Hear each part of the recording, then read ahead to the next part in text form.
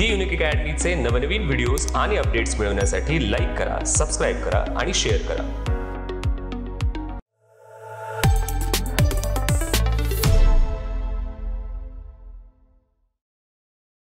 नमस्कार. The unique अकॅडमीच्या या प्लॅटफॉर्मवरती तुमचं स्वागत आहे. नुकताच राज्यसेवा परीक्षा 2019 चा निकाल लागला आणि या निकालामध्ये द युनिक अकॅडमीचे प्राध्यापक असणारे अतुल कोटलवार सर यांनी एक उत्तुंग यश प्राप्त केलं. या परीक्षेद्वारे DYSP एक्साइज म्हणजेच उपअधीक्षक राज्य उत्पादन शुल्क या पदी त्यांची निवड झाली. तर त्याच संदर्भात त्यांची एक थोडक्यात मुलाखत, त्यांचा एकूणच अभ्यास ते हे पद मिळेपर्यंतचा प्रवास हा आपण जाणून घेणार आहोत. तो जाणून घेण्याच्या अगोदर अतुल सरांची एक थोडक्यात ओळख मी तुम्हाला करून देतो की स्पर्धा परीक्षांचा प्रचंड अनुभव असलेला व्यक्ती असा त्यांचा उल्लेख केला तरी चुकीचा ठरणार नाही. कारण आतापर्यंत जर पाहिलं तर 4 UPSC mains, 2 UPSC forest mains, 6 MPSC mains, 3 MPSC forest mains एवढ्या सगळ्या परीक्षा दिल्यानंतर आलेलं ते पद असल्यामुळे त्या पदाचं महत्व हे काहीतरी वेगळं आहे आणि त्या पदाची उंची ही देखील काहीतरी वेगळीच आहे. अतुल सर नमस्कार. नमस्कार सर. अतुल सर, एक तर तुमचं स्वागत आहे पहिल्यांदा आणि त्यानंतर माझा पहिलाच प्रश्न आहे की सर एवढ्या कष्टानंतर हे पद मिळाल्यानंतर तुमची पहिली प्रतिक्रिया काय आहे? धन्यवाद सर. हे पद मिळाल्यानंतर मी म्हणेल की हा मागचा जो खडतर प्रवास होता तो कुठेतरी थांबलाय असं म्हणता येईल नक्कीच. आणि त्यामुळे हे जे पद मिळालेलं आहे त्याचा आनंद हा निश्चितच खूप मोठा आहे. कारण माझा प्रवास पण तसा मोठाच राहिलेला आहे आणि बाकीच्या पण UPSC मेन्स असतील, UPSC फॉरेस्ट असतील, MPSC फॉरेस्ट असतील, ज्याचा तुम्ही नुकताच उल्लेख केला, त्याच्यानंतर हे पद मिळालेलं आहे. आणि त्यामुळे म्हणेल की हे नक्कीच आनंददायी अशी एक घटना आहे माझ्यासाठी, माझ्या आयुष्यातली खूप मोठी घटना आहे असं म्हणेल मी. नक्कीच सर, तुमच्या या आनंदात आम्ही सुद्धा सहभागी आहोत. सर, माझा पुढचा एक प्रश्न होता की सगळ्या विद्यार्थ्यांना किंवा या स्पर्धा परीक्षेकडे एका आशेने पाहणाऱ्या सगळ्या वर्गाला हे जाणून घेण्याची इच्छा असते की नेमका स्पर्धा परीक्षेमध्ये उत्तीर्ण झालेल्या विद्यार्थ्याचा प्रवास कसा असतो. तर तेच जाणून घेण्याचा प्रयत्न तुमच्याकडून आहे. सर, तुमची शैक्षणिक पार्श्वभूमी काय आहे आणि स्पर्धा परीक्षेची तयारी करण्याचा निर्णय तुम्ही नेमका कधी घेतला होता, कुठल्या टप्प्यावरती घेतला होता? सुरुवातीला मी माझी शैक्षणिक पार्श्वभूमी सांगेन. माझं 1ली पासून 7वी पर्यंतचे शिक्षण हे जिल्हा परिषदेच्या मराठी माध्यमाच्या शाळेतच झालेलं आहे. त्याच्यानंतर मी तालुक्याच्या ठिकाणी आलो, तिथे माझं 10वी पर्यंतचं शिक्षण झालं. माझं 11वी 12वी सायन्स झालेलं आहे, ते पण तालुक्याच्याच ठिकाणी झालेलं आहे, लातूर जिल्ह्यातील अहमदपूर येथे. त्यानंतर मी पुण्याला Sinhagad institute, Shrimati Kashibai Navale college of engineering इथून BE कम्प्युटर केलेलं आहे. दरम्यानच्या काळात माझी कॅम्पस प्लेसमेंट झाली. टाटा टेक्नॉलॉजीज येथे मला प्लेसमेंट मिळाली. मग मी तिथे एक जॉब करण्याचा निर्णय घेतला. कारण बऱ्याच वेळेला असं असतं की आपण अभ्यासाकडे वळतो, MPSC असेल, UPSC असेल, परंतु आपल्याकडे एक प्लॅन B नसतो. मी म्हणेल की तो एक विचार होता की ज्यामुळे मी माझा BE कम्प्युटर झाल्यानंतर मी 1 वर्ष एक्सपिरियन्स म्हणून मी टाटा टेक्नॉलॉजीज येथे जॉईन केलं होतं आणि बरोबर 1 वर्षानंतर मी ती नोकरी सुद्धा सोडली. आणि दरम्यानच्याच काळात तुम्ही जसं विचारलं की हा निर्णय नेमका कधी घेतला, तर त्याबद्दल मी थोडंसं बोलेन की नक्कीच माझी शैक्षणिक पार्श्वभूमी, माझं 10वी असेल, 12वी असेल, इव्हन इंजिनिअरिंग असेल, चांगल्या मार्कानेच मी पास होत आलेलो आहे. पण दरम्यानच्या काळात की काही सोशल ऍक्टिव्हिटीज असतील, जेव्हा तुम्ही कॉलेजमध्ये असता त्यावेळेला तसा योग बराच वेळेला येतो, तशा ऑपॉर्च्युनिटीज भेटतात. मग मी त्यावेळेला प्रयास म्हणून सोशल ऑर्गनायझेशन आहे त्यांच्या माध्यमातून असेल किंवा अभियंता मंचच्या माध्यमातून असेल, मी कंटिन्युअसली सोशल ऍक्टिव्हिटीज मध्ये पण इन्व्हॉल्व्ह होतो. त्यावेळेला असं कळलं की अरे, एक इंजिनियर म्हणून काम करण्यापेक्षा इंजिनियर प्लस मी म्हणेल की बाकीच्या ज्या गोष्टी आहेत, तर आपण एक अधिकारी म्हणून खूप चांगलं काम करू शकतो किंवा जास्त ऑपॉर्च्युनिटीज आपल्याला भेटतात. आपल्याला सोशल कॉन्टॅक्ट आणि पब्लिक कॉन्टॅक्ट ज्याला म्हणतो त्या देणाऱ्या या परीक्षा आहेत. आणि मग इतरांच्या ज्या काही छोट्या मोठे प्रश्न असतात तर मग त्यासाठी पण आपल्याला एक काम करायची संधी उपलब्ध या परीक्षांमधून होते. मग त्यामुळे मी या परीक्षेकडे वळण्याचा निर्णय मी इंजिनिअरिंगच्या काळात घेतला असं मी म्हणेल. परंतु एक एक्सपिरियन्स असावा म्हणून मी टाटा टेक्नॉलॉजी जॉईन केलं ओके. आणि मग त्यानंतर मी बाकी युपीएससी आणि एमपीएससीच्या अभ्यासाकडे वळलो. इनिशियली मी युपीएससीचाच अभ्यास करत होतो सुरुवातीची 4 वर्ष, पण मी पॅरलली त्यावेळेला एमपीएससीच्या पण मेन्स देत होतो. मी म्हणेल की माझा सुरुवातीचा जो काळ होता की 2013 पासून मी तशा परीक्षा देतोय. 2013, 14, 15 कंटिन्युअसली मी युपीएससीच्या पण मेन्स देतोय, मी एमपीएससीच्या पण मेन्स देतोय. अर्थातच काय मी सगळ्या प्रिलिम्स पास होत होतो आणि मेन्स मध्ये कुठेतरी अडथळा येत होता. तर मी म्हणेल की ती जी गोष्ट आहे की तुम्ही सातत्यानं एका ठिकाणी अडून राहताय, तर त्यातनं जो येणारा सेटबॅक असतो तर तो थोडासा मोठा असतो. तर मी म्हणेल की परंतु मी सातत्य ठेवलं आणि तीच गोष्ट मला वाटतं की या परीक्षांमध्ये खूप महत्वाची आहे. ओके. मग सर साधारण मला वाटतं 2013ला तुम्ही परीक्षा दिली, तर त्याच दरम्यान तुम्ही अभ्यास सुरू केला असेल आणि आज पद मिळेपर्यंतचा कालावधी जर पाहिला 2020 तर साधारण एक 7 ते 8 नक्कीच. वर्षांचा कालावधी झालाय. मग एवढ्या सगळ्या Right. कालावधीमध्ये बरेचसे अप्स अँड डाऊन्स तुमच्या तयारीमध्ये आले असतील. इतक्या हो. वर्षांचा प्रवास म्हणजे बरीचशी अपयश पण तुम्ही फेस केलेली असतील. तर सध्याच्या हो, काळात जर नक्कीच. आपण पाहिलं तर सध्याच्या काळात कोविड-19 किंवा कोरोना विषाणू जो आहे, तर त्यामुळे जी काही स्थिती उत्पन्न झाली आहे, ही प्रचंड नकारात्मक स्थिती उत्पन्न झाली आहे. पण मला वाटतं अशा प्रकारची स्थिती किंवा अशा प्रकारचा स्ट्रेस किंवा तणाव हा तुम्ही मागची 8 वर्ष गेली 8 वर्ष फेस करत होता. तर नक्की तुम्ही या अडचणींवरती कशी मात केली किंवा या तणावापासून कसं तुम्ही स्वतःला सावरलं आणि पुढे सरकलात, हे जरा नवीन येणाऱ्या विद्यार्थ्यांसाठी किंवा सध्या तयारी करत असलेल्या विद्यार्थ्यांसाठी जर तुम्ही सांगितलं तर निश्चितच त्याचा फायदा होईल. मी जसं की आत्ताच सांगत होतो की मी 2013, 14, 15 मी continuous UPSC mains, MPSC mains देतोय. त्याचबरोबर मी 15, 16, 17 मी इव्हन फॉरेस्ट मेन्स दिल्या दोन्हीकडच्या. तर मी म्हणेल की या दरम्यानच्या काळात तुम्हाला असं कुठंतरी जाणवतं की आपण प्रिलिम्स तर पास होतोय पण मग मेन्सला कुठेतरी अडून बसतोय आणि त्यामुळे असणारा सेटबॅक हा मोठा असतो. मी म्हणेल की कदाचित त्यामुळेच असेल की मी 2016ची जी परीक्षा आहे एमपीएससी प्रिलिम्स आणि युपीएससी प्रिलिम्स दोन्ही पण क्वालिफाय नाही होऊ शकलो. पण तिथे अडून न राहता मी म्हणेल की मी त्या वर्षीची आयबीपीएस जी एक्झाम घेते बँकिंग साठीची, तर मी त्याच्यातून माझी आयडीबीआय बँक असिस्टंट मॅनेजर म्हणून निवड झाली होती. तर मग मी ती जॉईन केली. मी म्हणेल की असं कुठेतरी एका ठिकाणी न थांबता आपण आपले अदर ऑप्शन्स पण आपण विचारात घेतले पाहिजेत, ते एक्सप्लोर केले पाहिजेत आणि प्लॅन बी आपला हा नक्कीच रेडी असला पाहिजे. मी म्हणेल की ही अडथळे जे मध्ये आहेत की जसं की आपण कंटिन्युअसली प्रिलिम्स पास होतोय पण मेन्स पास होतोय, तर मी त्यावेळेला मी निर्णय घेतला की मग आता मला दुसरा कुठला तरी जॉब मला शोधायला हवा. मग मी आयडीबीआय जॉईन केली. आयडीबीआय बँकेमध्ये असिस्टंट मॅनेजर म्हणून मी सोलापूर रिजनल ऑफिसला होतो. मग मी तिथे असताना मग एक 7 महिन्याचा पिरियड झाल्यानंतर मला लक्षात आलं की इथे अभ्यासाला वेळ मिळत नाहीये आणि त्याच दरम्यान मी युपीएससीची पण प्रिलिम्स आणि एमपीएससीची पण प्रिलिम्स मी क्वालिफाय झालो होतो.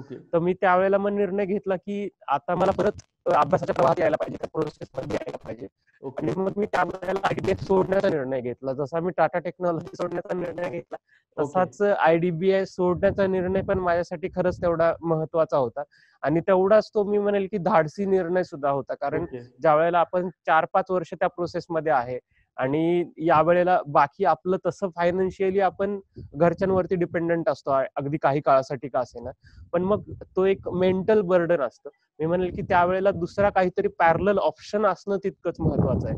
आणि मी म्हणेल की दरम्यानच्या काळात मी युनिक अकॅडमी मध्ये लेक्चररशिप जॉईन केली आणि तो एक महत्वाचा टर्निंग पॉइंट मी म्हणेल की माझ्यासाठी ठरला.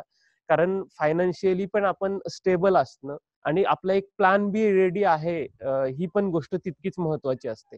आणि त्याचबरोबर मी म्हणेल की कोविडच्या काळात जे विद्यार्थ्यांमध्ये सध्याची जी निराशात्मक भावना आहे, तर त्याबद्दल सर तुम्ही बोललात त्याबद्दल मी थोडंसं सांगेन की सध्या परिस्थिती जी आहे की मुलांमध्ये संभ्रमाचं वातावरण आहे की जागा येतील की नाही, इथून पुढे परीक्षा होतील की नाही. मी म्हणेल की या गोष्टींचा विचार न करता आपण आपलं अभ्यासामध्ये सातत्य असणं आणि तेवढ्याच धडाडीने जिद्दीने आपण अभ्यास करत राहणं ही गोष्ट महत्वाची आहे आणि त्यात पण सकारात्मकता हवी. जर आपण याच निराशेच्या वातावरणातनं आपण जर पुढे जात असू तर अभ्यास पण तितका होणार नाही आणि त्याचा परिणाम नक्कीच परीक्षेवरती होणार आहे. कारण आपण फक्त एकटेच नसतो, या परीक्षेची जी स्पर्धा आहे, जी कॉम्पिटिशन आहे, ती खूप मोठी आहे.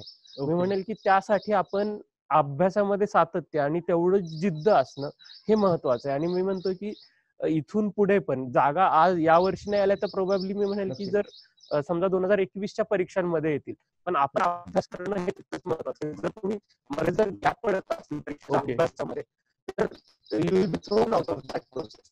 त्यामुळे मी म्हणेल की ती सातत्य आणि ती मी म्हणेल की ते कंटिन्युटी त्या परीक्षांमध्ये महत्वाची आहे. नक्कीच. सर, आणखी एक प्रश्न बऱ्याच वेळेला पडतो की ही सगळी जी प्रोसेस आहे, एवढ्या सगळ्या स्ट्रेस मधून आपण जात असतो, एवढ्या सगळ्या तणावातून जात असतो, 8 वर्षांचा प्रवास हा जरी आता आपण 2 मिनिटांमध्ये सांगत असलात तरी सुद्धा तो प्रवास हा निश्चितच खूप मोठा आहे. याची पण आम्हा सर्वांना जाणीव आहे.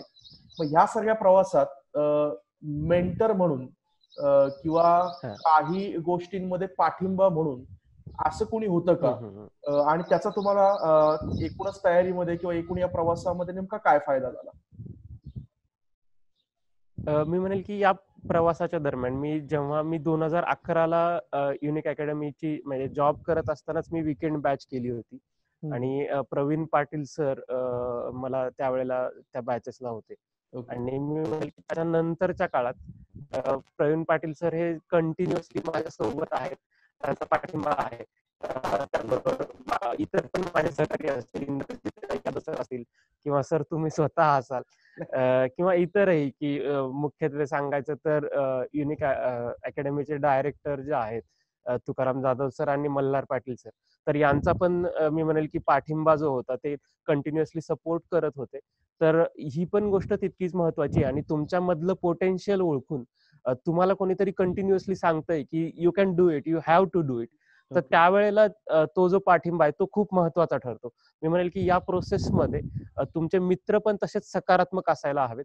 आणि मेंटर म्हणण्यापेक्षा मी म्हणेल की तो एक पॉझिटिव्हिटी देणारा व्यक्ती असायला हवा. भलेही तो मेंटर असतील, तुमचे फॅमिली मेंबर्स असतील, तुमचे बहीण भाऊ असतील, कोणी असेल, मी म्हणेल की पण ती पॉझिटिव्हिटी असं महत्वाचं आहे. बाजूला जर निगेटिव्हिटी असणारे जर असेल की तुम्हाला आता नाही झालं मग पुढच्या वर्षी काय होणार आहे असं सांगणारे जर व्यक्ती असतील तर तुमच्या मनावर पण तसा परिणाम होतो. मी म्हणेल की ती पॉझिटिव्हिटी आणि तशी ऊर्जा देणारे व्यक्ती तुमच्या सोबत असायला हवेत. आणि या काळात मग माझे मेंटर्स किंवा मी आता जे माझे मित्र म्हणेल, मी को फॅकल्टी म्हणेल, या सर्वांचा जसा पाठिंबा होता, त्याचबरोबर माझे आई वडील पण मी म्हणेल की तेवढ्याच स्ट्रॉंगली माझ्या सोबत उभे होते. त्यांनी मला माझ्या 2 जॉब सोडायला पण त्यांनी परवानगी दिली आणि मला हा प्रवास पुढे चालू ठेवण्यासाठी परवानगी दिली किंवा मी म्हणेल की पाठिंबा दिला. ही गोष्ट तेवढीच महत्वाची होती.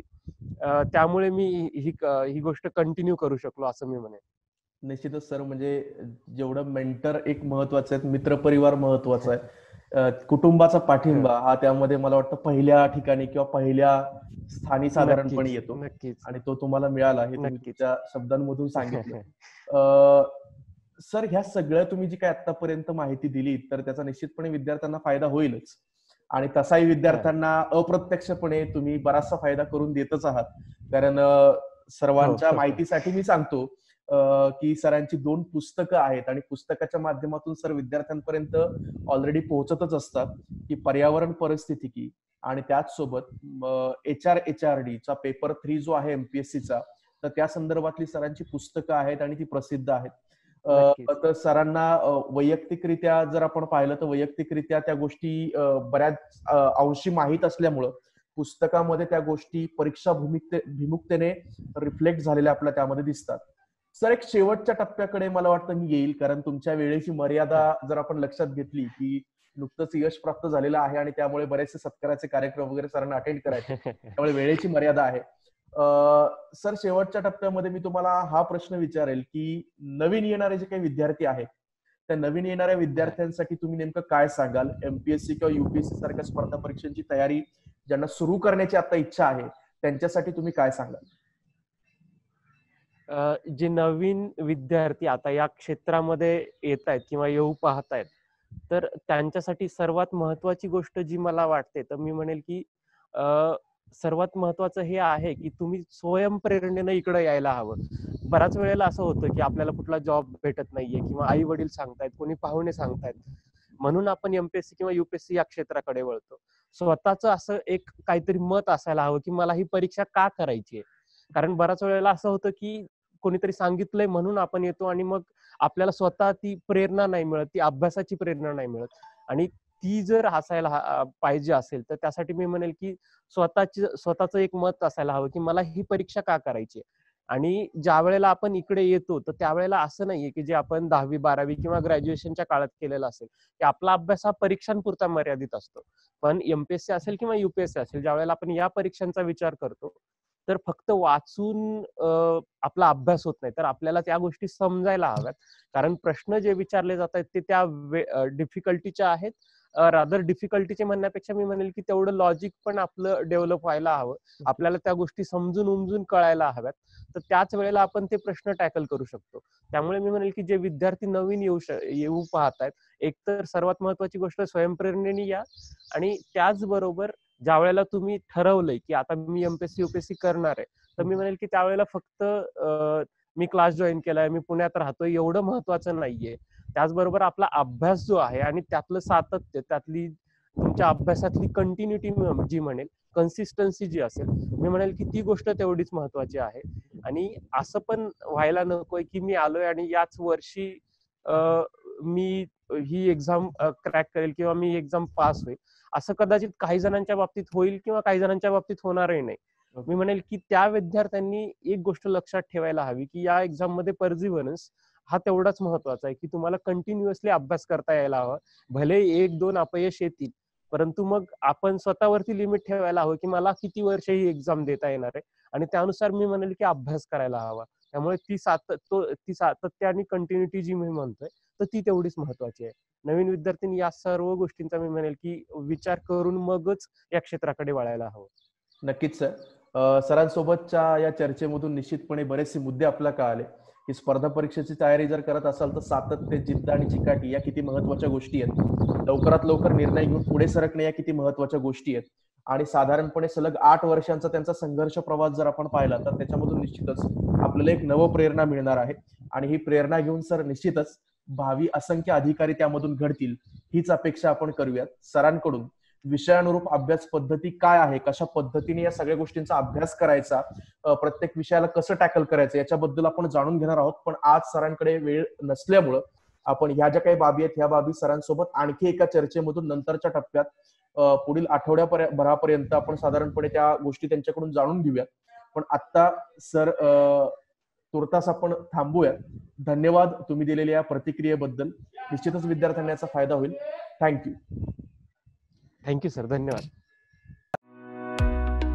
दी युनिक अकॅडमीचे नवनवीन व्हिडिओज आणि अपडेट्स मिळवण्यासाठी लाईक करा, सबस्क्राईब करा आणि शेअर करा.